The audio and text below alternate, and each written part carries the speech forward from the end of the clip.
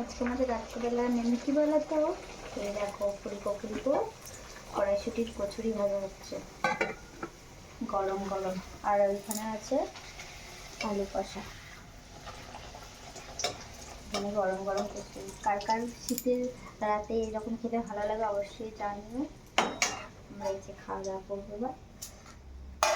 এই যে আলু কষা, কালারটা কেমন হয়েছে বলবে হ্যাঁ। আর সন্ধ্যাবেলা একবার নাস্তা করা হয়ে গেছে, পরোটা আর চা। এখন হচ্ছে কচুরি, আর সাথে মিষ্টি আছে।